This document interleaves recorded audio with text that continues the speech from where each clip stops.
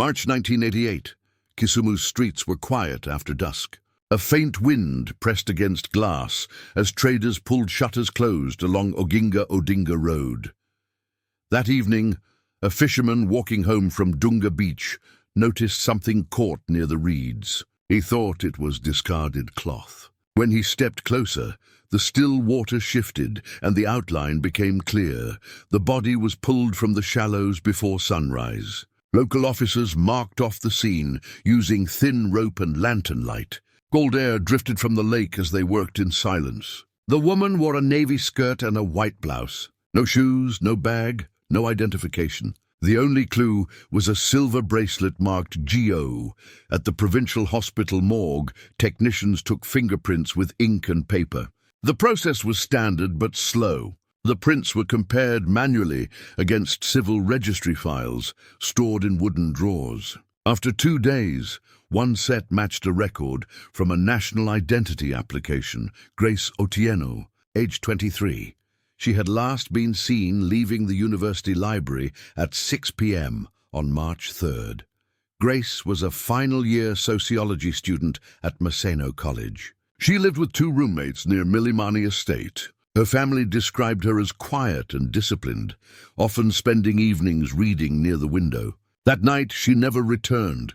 Her roommates assumed she stayed with relatives. By morning, concern grew. A missing person report was filed at Kisumu Central Police Station.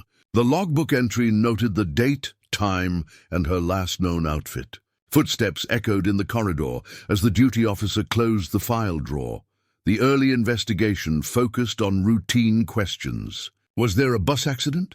Did she travel unexpectedly? Officers interviewed taxi drivers at Kibuye Market and searched the university grounds. No leads surfaced. Her disappearance joined a small list of unresolved cases kept in a blue ledger under pending inquiry. When her body was identified, the town reacted with restrained disbelief. Kisumu, in 1988, was familiar with economic tension, but not with homicide involving students. Local newspapers carried short columns, body found near Dunga.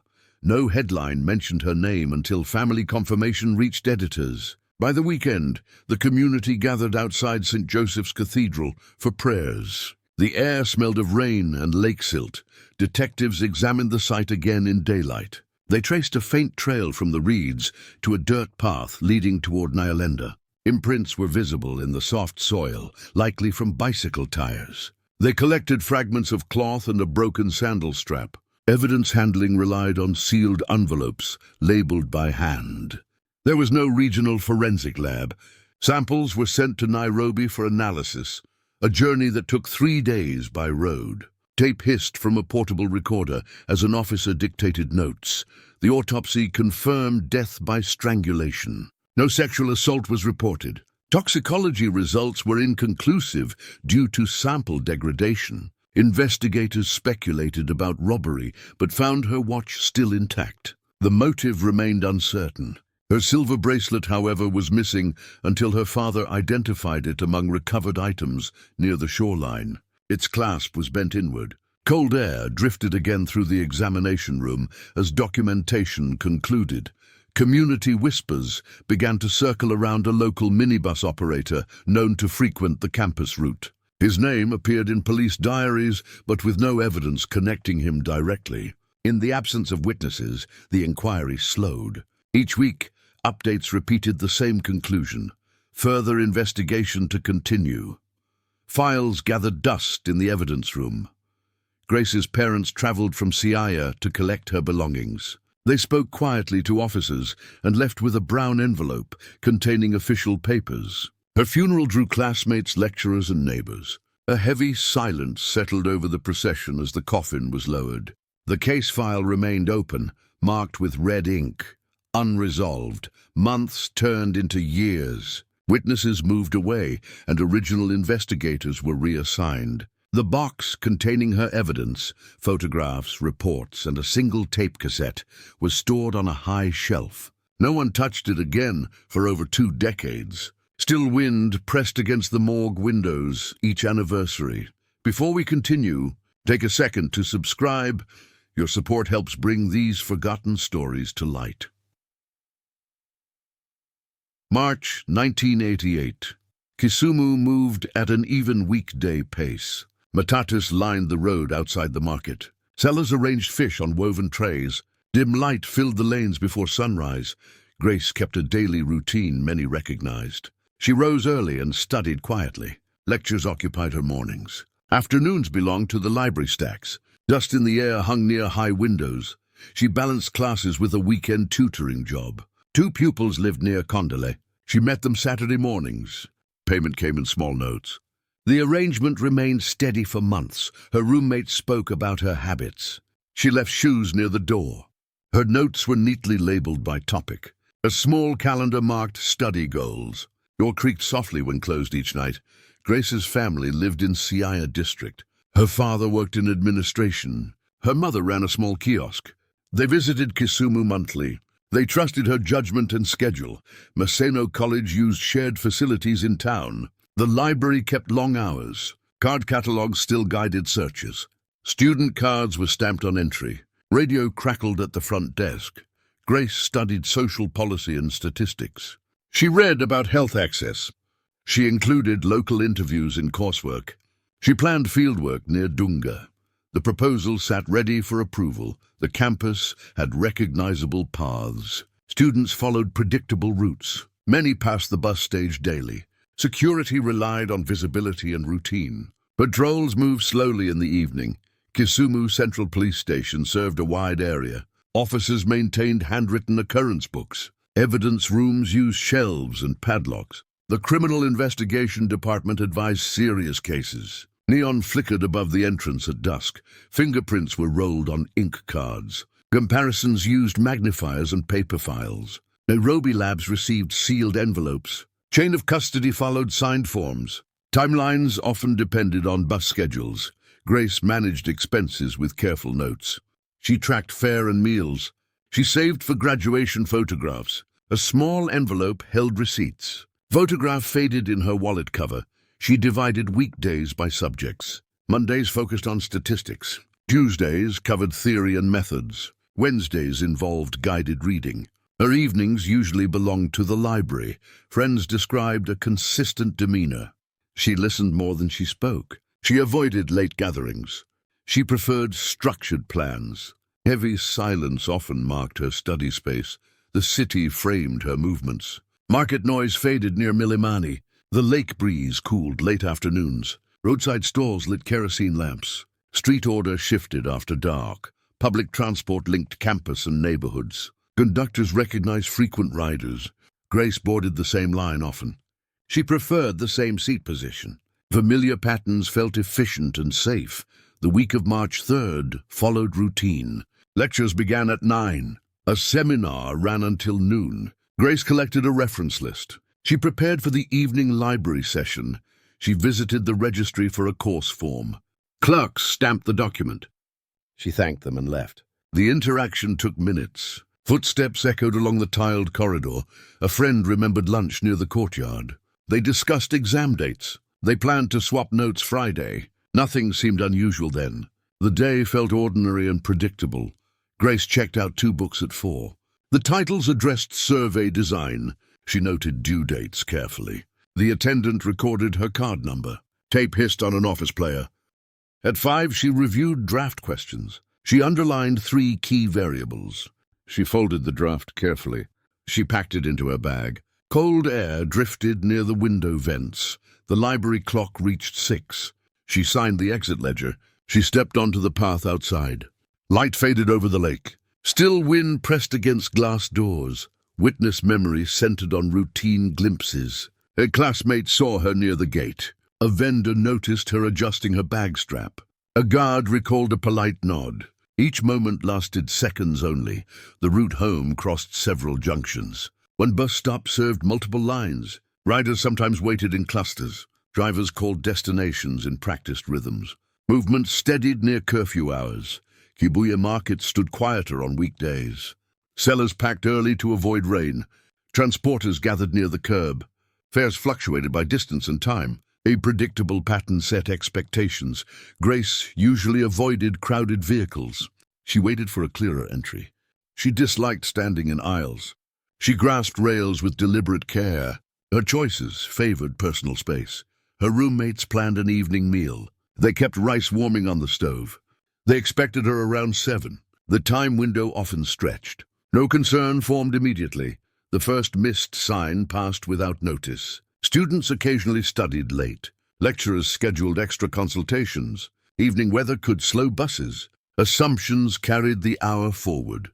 Grace's notes remained orderly on her desk. Friday readings were stacked separately. Examination schedules sat underneath. The layout reflected ongoing plans. Nothing hinted at abrupt change. The city's policing context shaped response speed. Calls arrived by landline or messenger. Radio sets supported patrol communication. Rapid coordination required luck and timing. Resources stretched across many demands. The Criminal Investigation Department guided homicides. Senior officers advised local detectives. Procedure emphasized statements and scene protection. Files moved through designated desks. Responsibilities remained clearly written. Grace's father kept employment letters. He carried them during visits. He updated her on family matters. He asked about graduation fees. Document order matched his habits. Her mother encouraged practical arrangements. She urged early purchases for graduation. She tracked clothing and ceremony needs.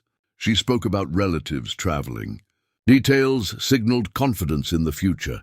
The college registrar confirmed her standing. Attendance records showed no anomalies. Fees were current and documented.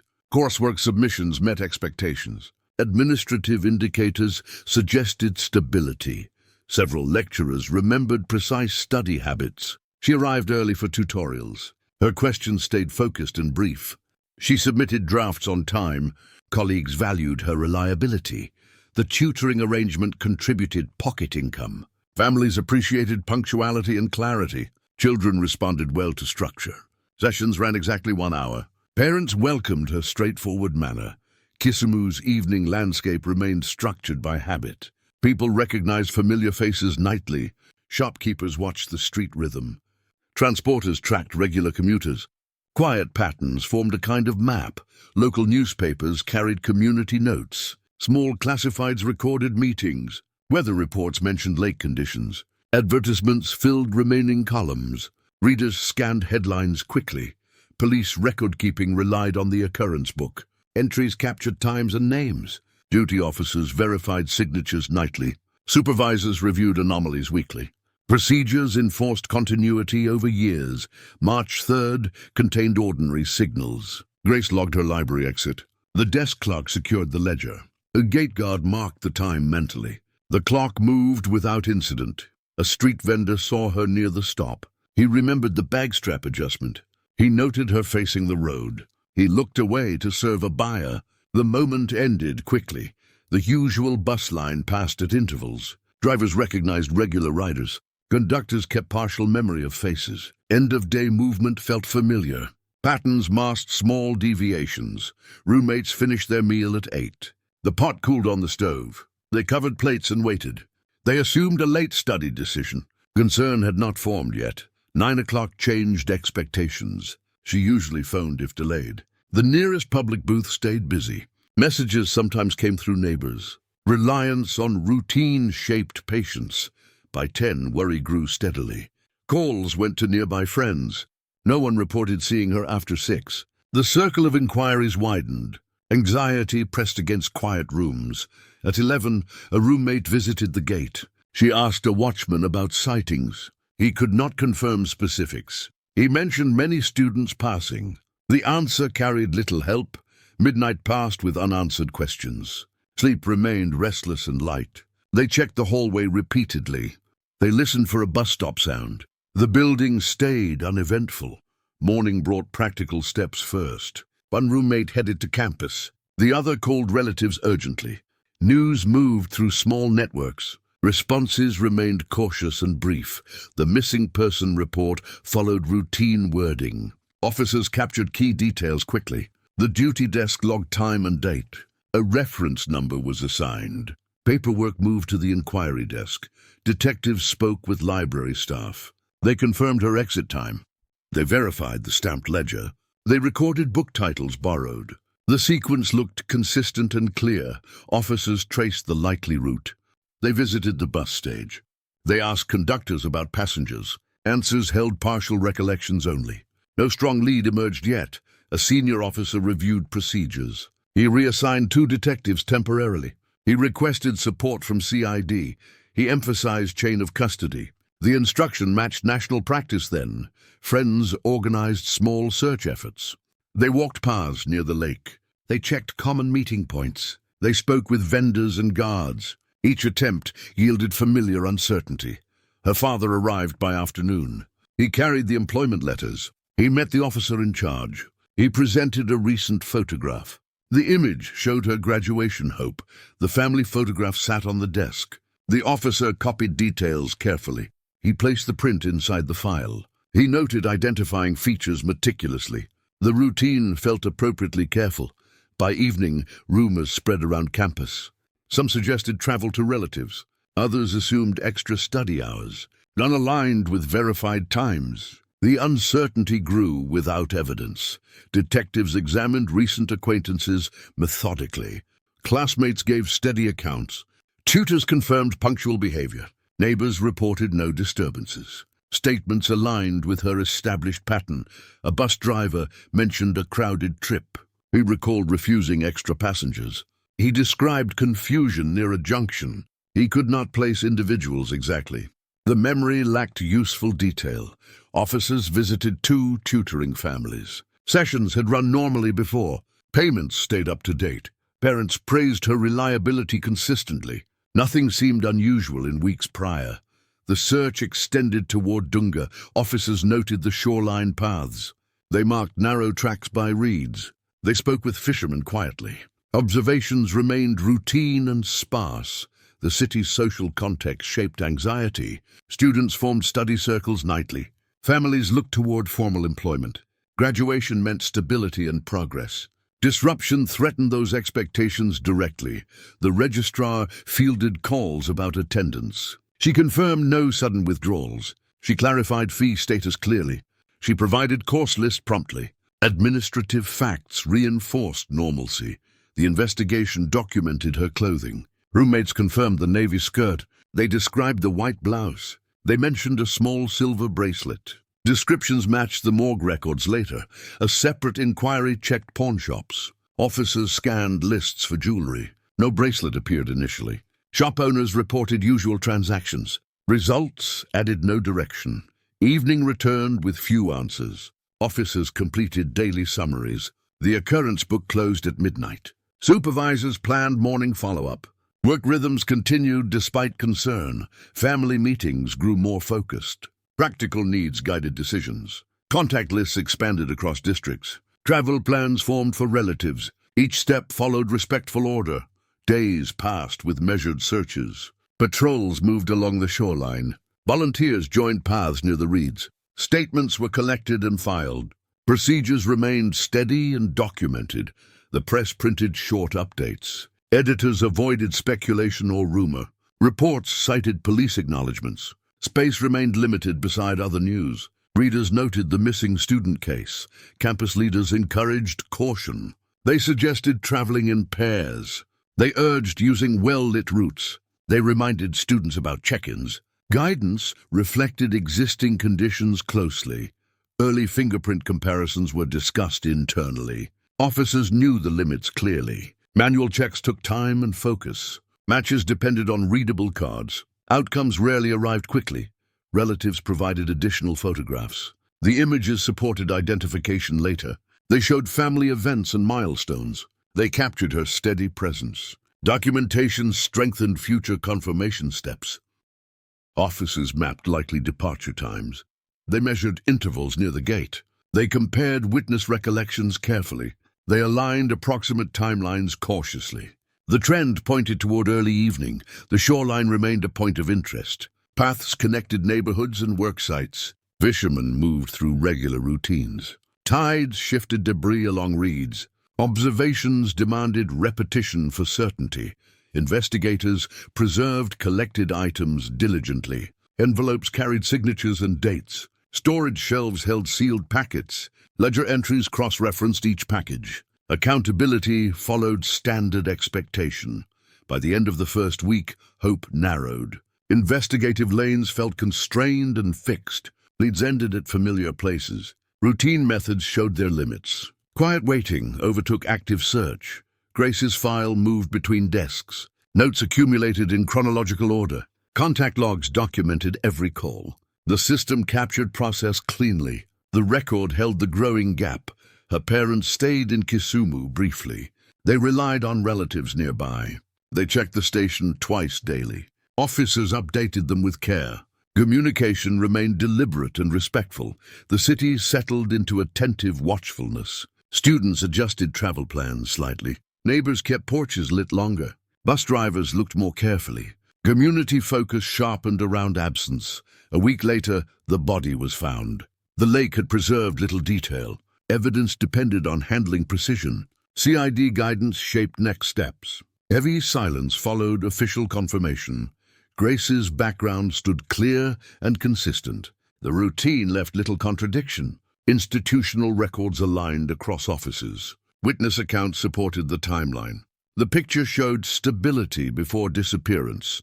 Police capability reflected the era's standards. Procedures emphasized documentation and sequence. Technology required patience and physical transfer.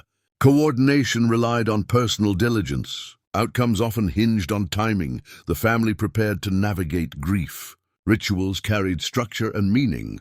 Administrative tasks accompanied the process. Community ties provided practical support. Next steps awaited investigative clarity. The file now held a starting map. It recorded years about to unfold. The points stayed cold for long stretches. The questions remained exact and restrained. The next movement would take time. The morning after identification, detectives reviewed procedure at Kisumu Central. Files were arranged by sequence. Each report carried signatures and initials. The lake case received priority listing. Cold air drifted from the corridor vents. The investigation began with scene reconstruction. Officers returned to Dunga.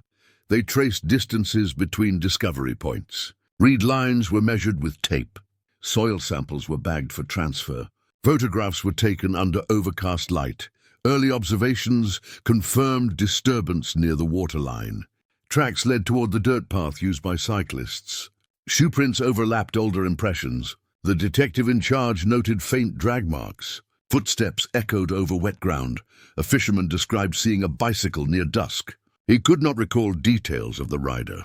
He mentioned a red frame possibly damaged. The description joined several incomplete notes. Each added fragment built a loose sketch. CID officers from Nairobi arrived by week's end. Their arrival altered tone and pace. They introduced a fixed evidence chain.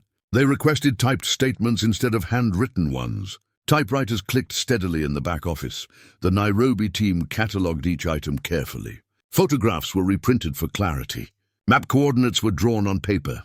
The lake breeze carried through open windows. Damp air touched the documents briefly. Forensic capacity was limited. Nairobi's lab handled multiple provincial cases. Analysts relied on comparative microscopes and chemical reagents. Tests sought fiber, soil, and hair correlation.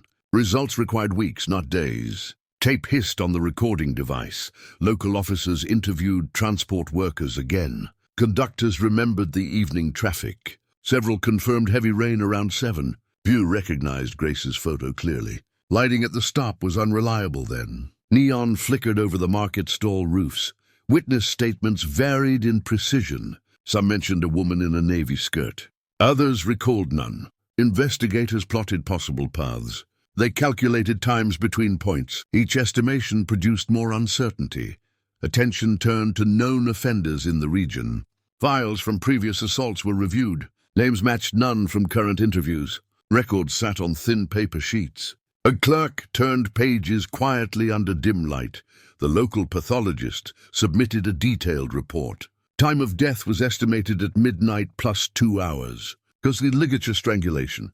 Pattern on the neck suggested cord material. No residue of rope fibers remained. Heavy silence filled the small office. Detectives retrieved fragments from her clothing. Fibers were consistent with nylon twine. Market vendors confirmed such twine was sold near Kibuye. Purchases were common among fishermen. The link remained circumstantial. Focus shifted toward the minibus route again. A specific driver, known as Amondi, came under scrutiny. He denied carrying Grace that evening.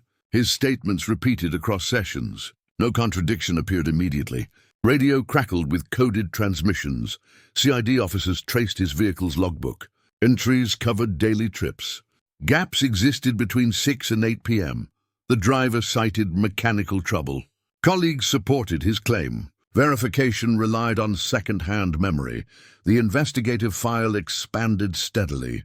30 witness statements filled the folder. Maps illustrated known routes. Weather reports confirmed storm intervals. The chain of evidence showed no breach. Paper rustled as pages turned. Detectives sought financial motives. Grace's wallet had been recovered intact. Jewelry remained except for the bracelet. The missing item carried initials only. Pawn searches resumed without result. Cold air drifted through the evidence room. Investigators conducted background checks. Grace's classmates offered consistent information. No conflicts, no debts. Her lecturers described professionalism. Her records revealed no personal disputes. The social circle appeared stable. A temporary task force formed for data correlation. Each officer handled one dimension: transport, environment, timeline, pathology. Daily briefings summarized incremental findings. The atmosphere remained procedural and calm. Footsteps echoed down the tiled hallway. The community began to withdraw from speculation. Rumors met police caution. Officers warned against misinformation. Local leaders requested patience. The press reported only official updates. Still wind pressed against newsroom windows. 2 months passed with minimal progress. Lab results finally arrived. Soil on her clothing matched samples from the lakeside path. Fiber analysis confirmed synthetic origin. No fingerprint lifts succeeded. Evidence remained largely associative. Investigators theorized that the assault occurred away from the primary site. The body had been placed near water post-mortem. Lack of drag evidence conflicted with depth marks. Analysts documented the discrepancy but offered no conclusion. In June, a regional review meeting assembled. Senior CID inspectors examined cumulative results. They praised documentation accuracy but flagged evidentiary weakness. They ordered extended interviews of transport workers and campus staff. Door creaked softly as the meeting adjourned. Detectives interviewed mechanics servicing minibuses. Repair records lacked detail. Tools were shared among workers. No sign of fresh rope or nylon twine purchases emerged. Leads narrowed quickly. The investigation entered a maintenance phase. Daily updates became weekly. Files were transferred for storage during transitions. Administrative reshuffles delayed continuity. Lantern light flickered in the records office. By late 1988, the case had stabilized in paperwork. Officers submitted formal summaries. Each ended with the phrase, "pending additional intelligence." The family received copies of official correspondence. Heavy silence marked the delivery moment. In 1989, a new provincial commander reviewed dormant cases. He reopened several unsolved homicides, including Grace's. He emphasized the need for procedural integrity. He arranged field revisits and community reassessments. Cold air drifted through the reopened archive. Witness outreach resumed near the bus stop. Investigators conducted slow walks along the old route. Vendors recalled altered landscape features. The stop had shifted 50 meters due to roadwork. Historical accuracy complicated witness reliability. An elderly shopkeeper remembered an argument that evening. 2 men quarreled near the junction. She believed a woman stood close by. She could not identify anyone. The note entered the record cautiously. CID requested composite sketches based on older recollections. Artists used pencil and paper only. No digital assistance existed then. The sketches remained approximate at best. The smell of graphite lingered in the small office. Investigators checked employment logs at local garages. One entry matched the name of a part-time driver once assigned to campus routes. His file listed dismissal in 1989 for misconduct. He had since relocated inland. The trail went quiet. The physical evidence box remained sealed. Officers avoided contamination risks. Handling required signatures and witnesses. Reservation protocols followed Nairobi standards. Dust in the air settled on the cabinet frames. By early 1990, the case entered periodic audit cycles. Reports summarized open status annually. Resources prioritized current cases. Documentation formed a foundation for potential cold case revival. Footsteps echoed as inspectors locked the archive door. Nationally, forensic science was advancing. Kenya Police incorporated early fingerprint databases. Kisumu remained dependent on Nairobi centralization. Communication gaps hindered rapid analysis. The system relied on manual sorting and telegraph updates. Detectives maintained contact with Grace's family. Progress reports arrived through official letters. Wording remained respectful but guarded. No new evidence surfaced. Family visits decreased over time. Heavy silence followed departures from the station. Throughout the 1990s, successive officers revisited details. Each repeated known findings. Each filed identical conclusions. The repetition formed procedural continuity. Cold air drifted through open windows during review meetings. In 1997, a young forensic trainee requested permission to re-examine preserved fibers. His proposal cited new adhesive analysis techniques. Approval required Nairobi authorization. The request lingered for months. Tape hissed during dictation of the memo. Approval arrived eventually, but resources remained limited. The trainee documented sample conditions and storage temperatures. He preserved an updated chain of custody form. The lab used comparative spectroscopy. Results showed consistent nylon properties. No new identifiers appeared. By 2000, the file counted over 200 pages. The case occupied a narrow shelf labeled historical. Investigators moved on to newer crimes. The file gathered dust beneath fluorescent light. Public memory dimmed. Only her family and a few lecturers kept annual commemorations. The university held small remembrance services. Attendance reduced each year. Cold air drifted across candle flames during vigils. The investigation phase concluded with no indictment. Procedural records remained intact. Evidence survived due to careful documentation. The file's completeness would later prove crucial. For now, the case receded quietly into storage. Grace's family remained in Siaya after the funeral. The home stood near the main road, shaded by mango trees. Cold air drifted through the open veranda as neighbors arrived each evening. Silence replaced conversation over time. Her father kept the official letters in a folder. He reread them monthly, tracing signatures and dates. He believed paperwork preserved respect. Each page carried a faint scent of dust and ink. Her mother managed daily tasks carefully. The kiosk reopened 2 weeks after the burial. Customers approached quietly, avoiding direct mention of Grace. The sound of coins against the counter marked slow recovery. Siblings balanced school and responsibility. Older cousins assisted with chores. The family relied on structured faith. Church attendance provided continuity. Footsteps echoed on the tiled floor during morning mass. Community members organized support collections. Contributions covered travel and legal expenses. Lists of donors filled lined notebooks. The handwriting showed collective empathy. Still wind pressed against the tin roof. Grace's lecturers maintained brief contact with the family. They provided transcripts for memorial documentation. Certificates were issued posthumously. Administrative forms were completed without ceremony. Dim light surrounded the registrar's desk. Maseno College faculty introduced a small scholarship in her name.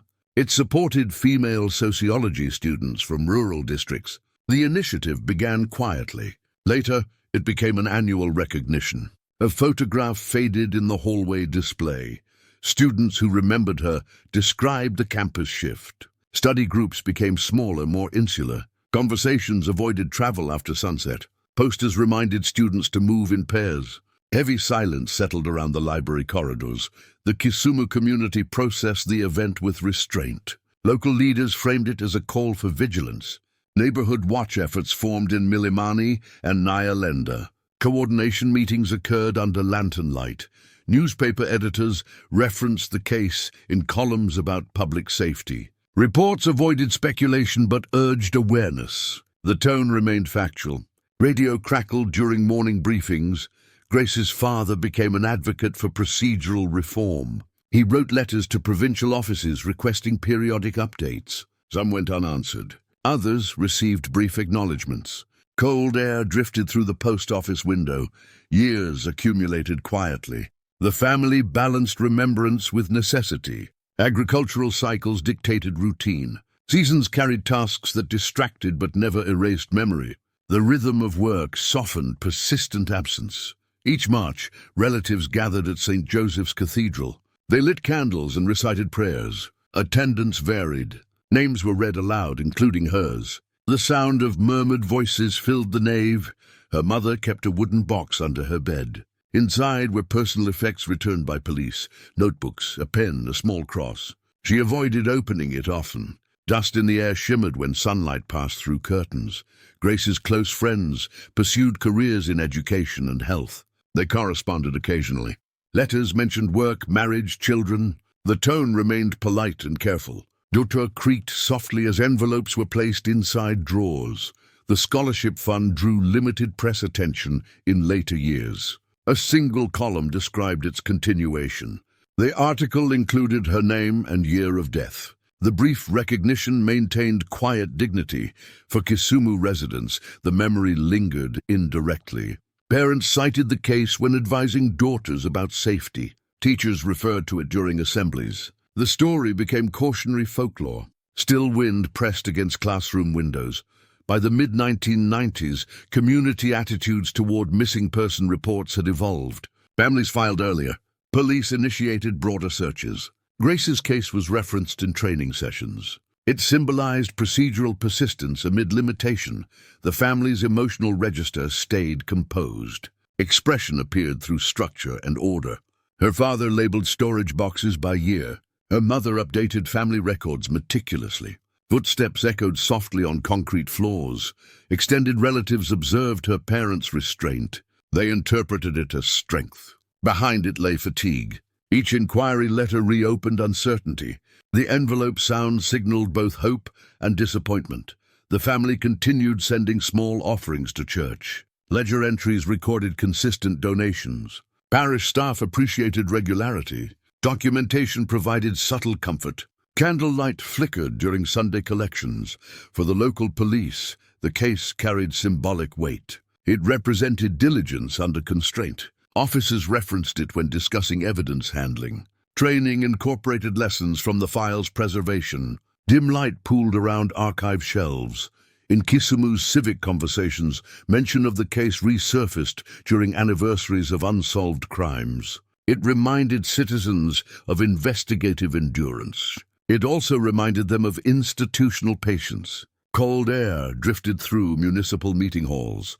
Journalists occasionally revisited the story. They reprinted known facts and quotes. They interviewed surviving officers cautiously. No new revelations emerged. The pieces reaffirmed collective memory without alteration. University staff maintained the memorial plaque. Maintenance logs recorded cleaning dates. Students rarely paused to read the inscription. The name blended with others from the decade. Footsteps echoed faintly along the hallway. Grace's siblings matured within that shadow. Her younger brother entered university years later. He studied criminology. He cited his sister's case in coursework on procedural continuity. The professor acknowledged the reference gently.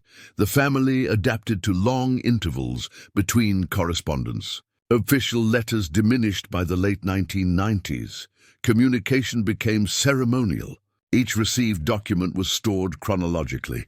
Dust settled on stacked files. The community narrative framed the event as both caution and endurance. Generations repeated fragments of her story. Names blurred, but core facts persisted. Radio crackled whenever old cases resurfaced. During annual civic days, provincial officials mentioned progress in forensic capacity. They cited technological reforms, digital fingerprinting, evidence databases, improved record-keeping. Grace's file served as a training example. The family understood symbolic justice differently. Recognition meant remembrance. Legal resolution remained uncertain. Yet each reform referenced her case indirectly. Cold air drifted through the council chamber during briefings. Economic hardship shaped resilience. The kiosk continued operation despite fluctuating prices. Customers returned steadily. Conversation remained practical. The family's endurance became quiet testimony. Neighbors respected the family's composure. They measured their own reactions against it. Compassion appeared through steady gestures, shared meals, quiet company. Heavy silence lingered after evening gatherings. Local clergy documented the family's involvement in parish activities. Their entries noted attendance and contribution. They never annotated grief directly. Instead, they preserved participation. Candlelight wavered against the wooden altar. The family's correspondence expanded toward NGOs in Nairobi. They sought policy guidance on victim support. Replies acknowledged receipt, but offered no direct intervention. Paper rustled as letters were filed chronologically. Years of restraint built reputation. Officials described her father as persistent but respectful. His name appeared in reports on procedural accountability. It symbolized citizen engagement within bureaucratic boundaries. For classmates, memory took academic form. Some incorporated her case into theses on gender and security. Research citations carried her initials only. Documentation framed loss as data. Dim light glowed above study desks. Kisumu evolved physically through urban growth.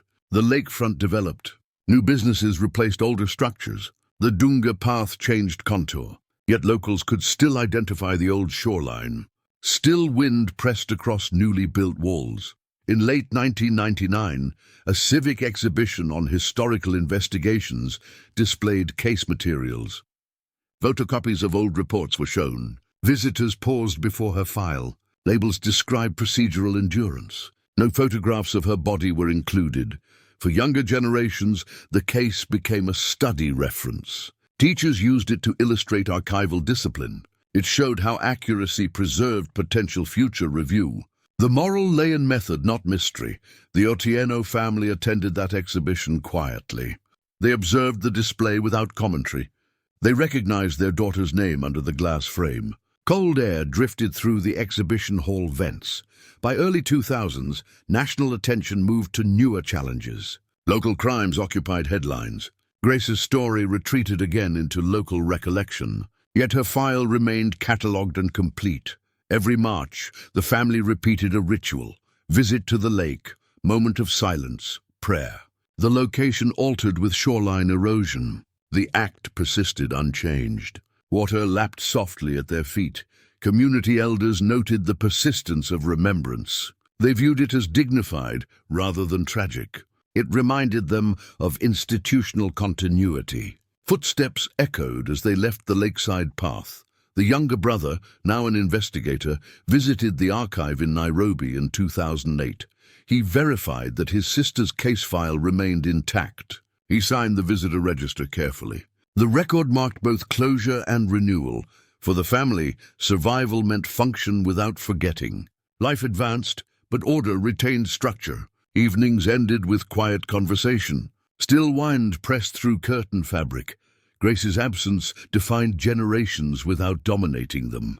Her story integrated into collective discipline, a caution against negligence, a model for persistence. The family carried that distinction steadily. Each household task echoed procedural care. Each ledger entry, each folded receipt, reflected memory translated into order. The pattern endured beyond emotional weight. Dim light filtered through open shutters. By 2010, Kisumu's civic documents referenced the case under legacy examples. Officials used it to illustrate historical transitions in investigative method. It bridged decades of police reform. The family learned of this mention through correspondence. They received a printed extract in the mail. Her father placed it beside older letters. The papers rested in balanced piles. Heavy silence lingered after reading. Grace's memory thus stabilized as part of public record and private rhythm. Her case shaped institutional behavior and personal endurance simultaneously. Still wind pressed gently against the family windows. By the mid-2000s, Grace's file sat untouched in a Kisumu records room. Folders stacked shoulder-high against the wall. Labels faded under fluorescent light. Dust in the air drifted slowly between shelves. Clerks managed inventory by number, not by name. Each case formed part of an archive ledger. The ink had thinned over years of humidity. Routine kept the silence organized. Footsteps echoed softly on the concrete floor. Most original investigators had retired or moved. Their notes survived as carbon copies, faint but legible. Procedural handwriting revealed care within constraint. Still wind pressed against the thin window panes. For the family, life continued in measured order. The kiosk remained open. Receipts filled ledgers by month. Conversations seldom returned to 1988 directly. Cold air drifted through evening markets. Police procedure evolved slowly. Computers entered district offices around 2010. Digitization began with recent cases. Older ones awaited review. Equipment allocation followed national priorities. Radio crackled with intermittent signals. Grace's file belonged to an older system. Typed pages, handwritten margins, sealed envelopes. Clerks logged its presence annually. They stamped renewal dates without reading contents. Neon flickered near the ceiling. The scholarship bearing her name persisted quietly. Annual announcements drew limited attendance. Recipients read brief citations during award ceremonies. The wording remained unchanged since inception. Footsteps echoed across the hall tiles. By 2015, Kenya's forensic services had expanded. DNA analysis became standardized in Nairobi. Regional branches received training. Cold cases were slated for reassessment. Dim light glowed from laboratory benches, yet Kisumu's archives remained understaffed. Requests for review accumulated. Boxes shifted but rarely opened. Evidence bags grew brittle. Labels required re-inking. Heavy silence filled the storage corridor. The Otieno family aged into acceptance. Grace's parents maintained health but reduced travel. Their son, now working with the CID, balanced duty and restraint. Cold air drifted through their Siaya veranda during evening tea. He reviewed historical protocols professionally. He knew his sister's case existed within that list. Official channels required detachment. His role was technical, not personal. Still, the file's presence lingered in memory.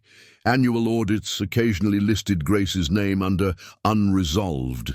The format standardized across regions. Columns contained status officer remarks. Her brow remained blank under next action. Tape hissed faintly from an old dictation recorder. New recruits learned from preserved documentation. Instructors cited early 1980s cases for chain of custody lessons. Grace's file served as an example of procedural completeness. Footsteps echoed through the training hall. Outside institutions, public interest had cooled. Younger residents recognized the name vaguely from plaques or articles. Memory became abstract, a symbol rather than a person. Still wind pressed through street banners during civic parades. Her brother sometimes visited Kisumu's police archives under official capacity. He checked catalog integrity, not content. Each inspection followed checklist protocol. He signed and dated the register. Cold air drifted through metallic filing cabinets. He noticed the box remained intact, seals unbroken, handwriting unchanged. The sight triggered silent acknowledgement. He logged condition as stable, nothing more. Footsteps faded down the hallway. The National Cold Case Initiative began in 2018. The project sought to integrate DNA profiles from old evidence. Nairobi labs coordinated with provincial offices. Cases were prioritized by preserved biological samples. Dim light glimmered above lab glassware. Grace's file qualified due to documented storage quality. The nylon fibers and hair strands remained sealed. A memo requested transfer to Nairobi for reanalysis. The Kisumu clerk signed dispatch forms mechanically. Heavy silence followed the sealed box's removal. Months passed before communication resumed. The lab catalogued hundreds of samples from across decades. Workload delayed testing. Her brother monitored progress indirectly through official summaries. Radio crackled during late-night briefings. By 2020, results from multiple historical cases reached district stations. Some produced matches, others none. Grace's remained pending due to backlog. Paperwork advanced slower than hope. Cold air drifted across data terminals. The pandemic year slowed operations further. Labs reduced shifts. Files accumulated again. The box sat on a metal shelf labeled pending extraction. No one opened it that season. Still wind pressed against closed laboratory windows. In Siaya, Grace's parents aged quietly. They kept the old folder near the family Bible. Photographs had curled at the edges. Candlelight flickered during evening prayers. Each year they received brief letters acknowledging ongoing review. The language stayed formal, neutral, sparse. It offered reassurance without promise. Footsteps echoed across the veranda tiles. In Kisumu, the university maintained her scholarship despite funding cuts. Administrators cited legacy as justification. Ceremony attendance shrank but persisted. The podium microphone crackled before each announcement. Local journalists occasionally mentioned the pending review of historical files. They avoided speculation. Reports emphasized modern forensic progress. Grace's name sometimes appeared in side notes. Dim light from monitors reflected on their faces. The evidence storage room grew quieter with time. Fans hummed at low speed. Dust gathered on unclaimed shelves. Cold air drifted through narrow vents. Grace's case, like many, waited for technology to align with attention. No officer knew when review would occur. Paper preserved potential, not certainty. The silence extended into years. Her brother transferred departments in 2022. His responsibilities shifted to records modernization. He continued overseeing archive conversions. When entry caught his attention, a dispatch receipt from Kisumu dated 2018, file reference GO88. Footsteps echoed through the record room as he paused. He verified its arrival in Nairobi's database. The system confirmed receipt but no analysis update. He filed a procedural inquiry. The act remained administrative. Still wind pressed against fluorescent covers overhead. For 6 months, the inquiry lay dormant. Bureaucracy delayed correspondence. Then near the end of the year, an internal memo circulated, pending samples cleared for DNA extraction, batch 14. The reference number matched Grace's case. Tape hissed during memo recording. The silence that had stretched for decades approached its limit. The next movement would begin with a technician unsealing a box marked Kisumu, 1988, Nairobi, 2023. Inside the National Forensic Laboratory, technicians began processing batch 14. Boxes arrived from provincial archives, sealed in brown tape. Each carried handwritten labels from the 1980s. Dust in the air drifted as seals were cut. Grace's evidence file was logged as item GO88, contained within nylon fiber samples, clothing fragments, and a small envelope of hair strands. Each item was photographed under calibrated lighting. Cold air drifted across stainless steel benches. The samples underwent DNA extraction using polymerase chain reaction amplification. Analysts noted degradation, but partial recovery. Sequence fragments were uploaded to the central profile system. Tape hissed from the environmental recorder monitoring lab conditions. For comparison, technicians referenced the National Criminal Database established in 2015. Thousands of indexed offender profiles stood ready. Grace's sample produced a partial YSTR match. Statistical likelihood indicated familial relation to an existing entry. The database flagged it automatically. The match led to a surname, Omondi. The entry belonged to a 54-year-old man recently registered following a minor theft conviction in Kisumu County. The name matched the 1988 minibus driver once questioned and released. Footsteps echoed in the lab corridor as technicians verified documentation. Chain of custody review confirmed continuity. Seals matched archival logs. No evidence of tampering appeared. Supervisors authorized full comparison. The probability ratio exceeded established thresholds. A genetic link was confirmed.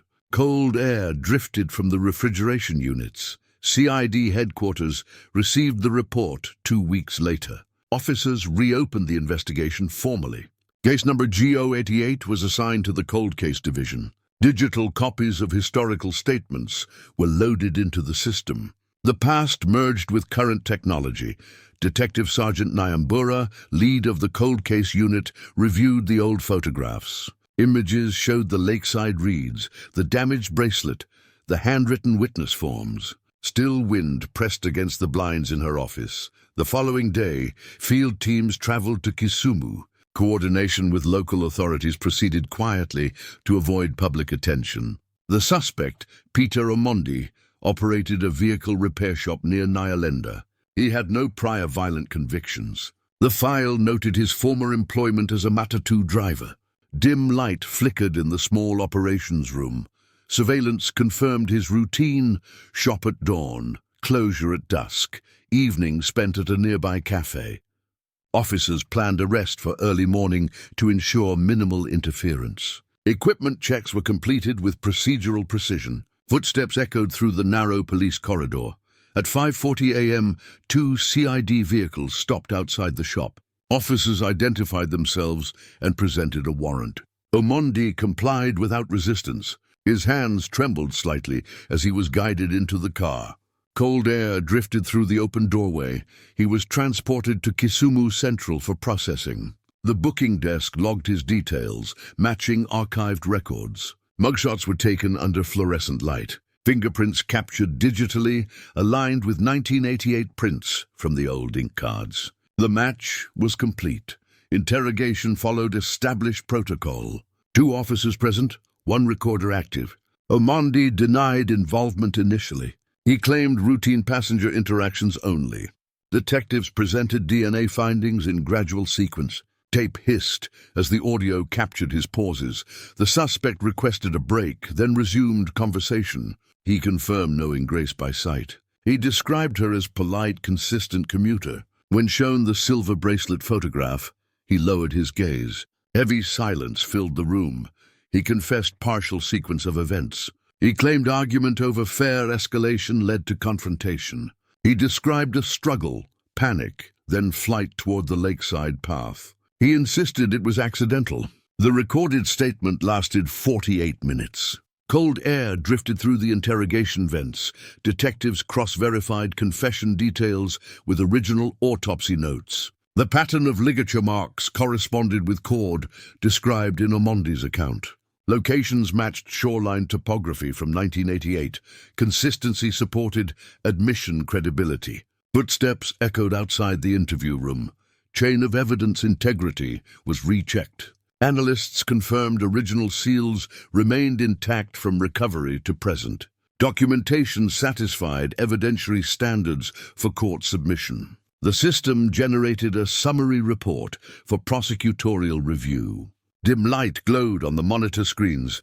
News of the arrest reached media within 48 hours. Headlines described breakthrough in 1988 Kisumu murder.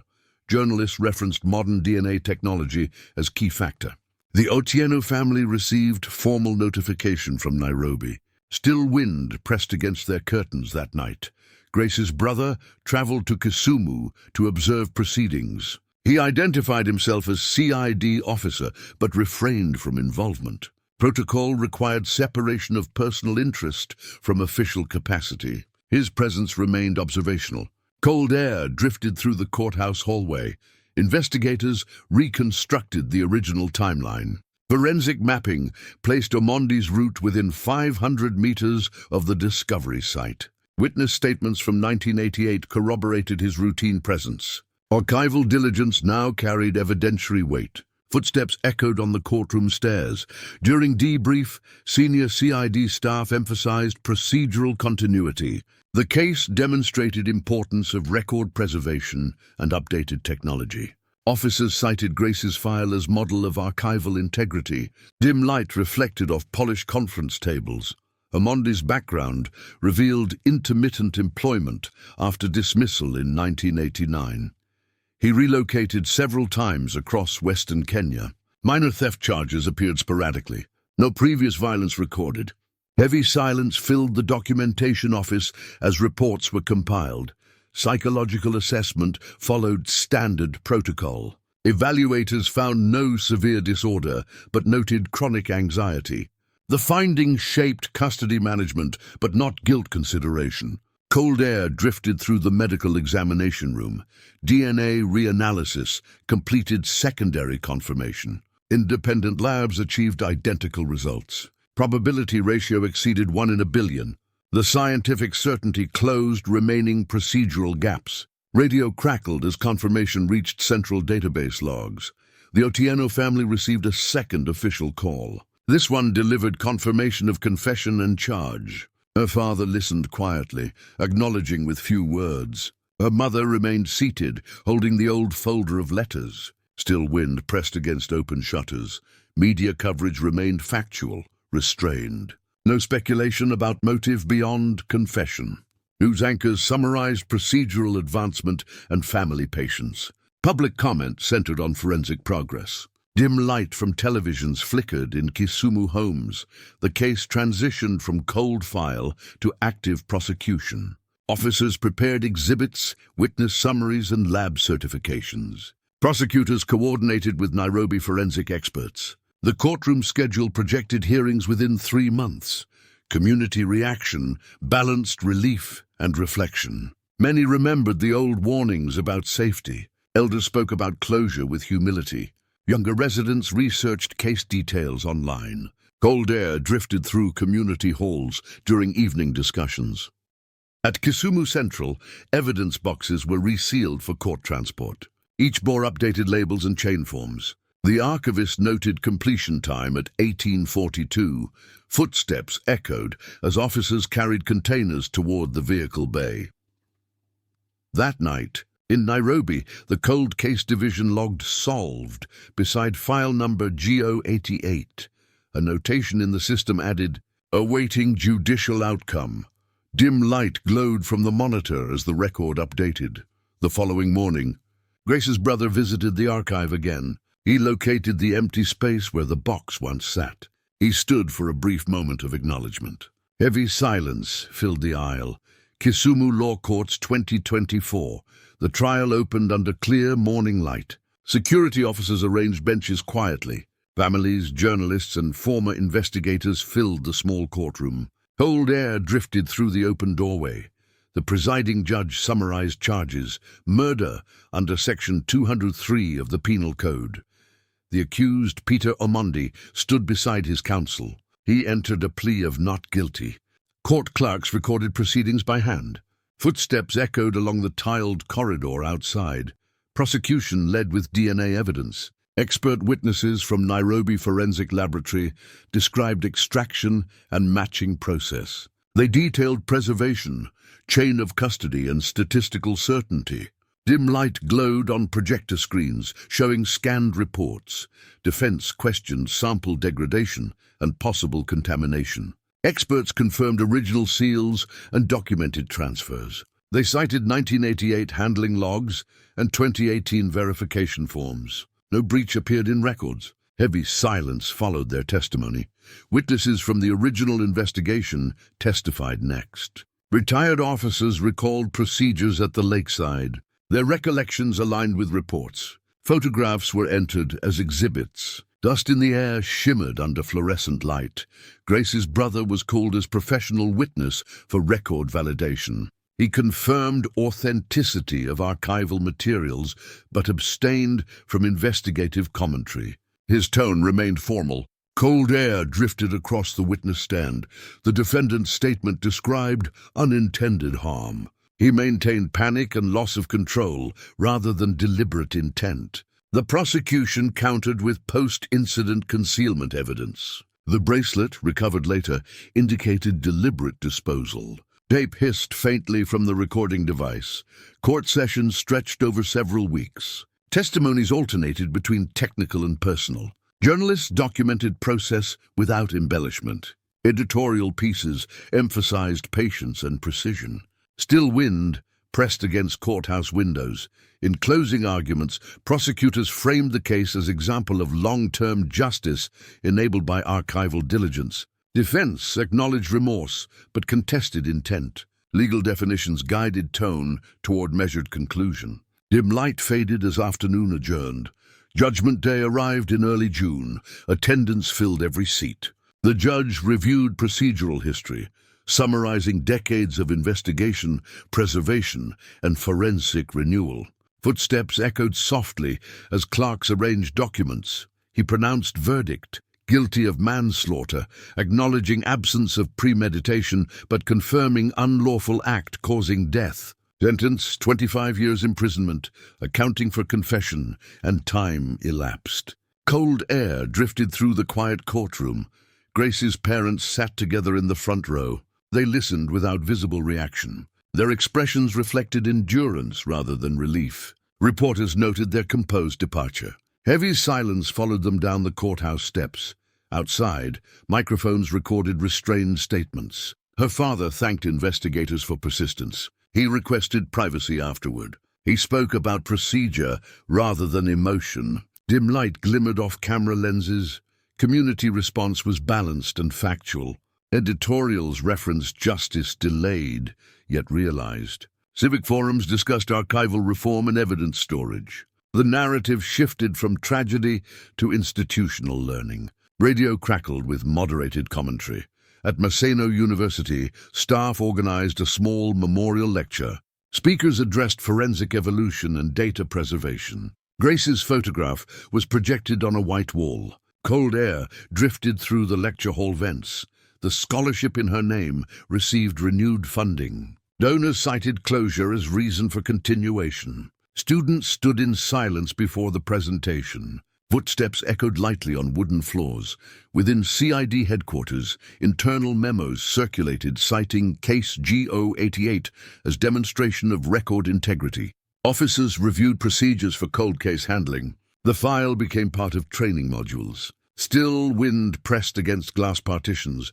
Grace's brother submitted his resignation months later. He requested reassignment outside homicide. He explained the need for distance, not departure. Supervisors accepted with quiet understanding. Cold air drifted through his office as he packed files. He returned to CIA to assist family affairs. Together, they organized a modest service at the lakeside. Candles were placed on flat stones. Water lapped softly against the shore. During the service, no speeches were made. Only a reading from the book of Ecclesiastes. For everything there is a season. The family stood in silence. Footsteps faded along the wet sand. Later, Grace's father donated her file copies to the local museum. Curators prepared an exhibit on investigative history. Documents were displayed behind glass with contextual notes. Dim light reflected on the protective casing. Visitors read about evidence continuity, DNA advancement, and judicial closure. The presentation ended with her photograph and a short caption. Justice achieved through persistence and record. Cold air drifted through the exhibition corridor. National press covered the exhibit briefly. Analysts described it as a milestone in Kenyan forensic evolution.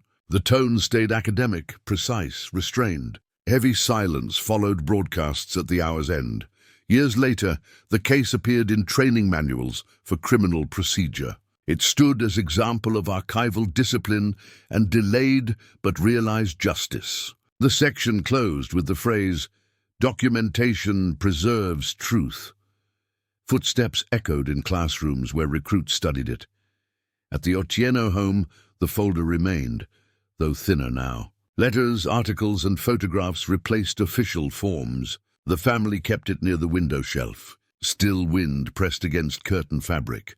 Her mother often dusted the folder without opening it. The act itself became remembrance. Light filtered through glass, soft and muted. Each motion signaled peace rather than sorrow. Grace's story endured in records, not in retelling. Its significance rested in persistence and order. The silence that followed was no longer absence. It was completion. Cold air drifted once more through the quiet house.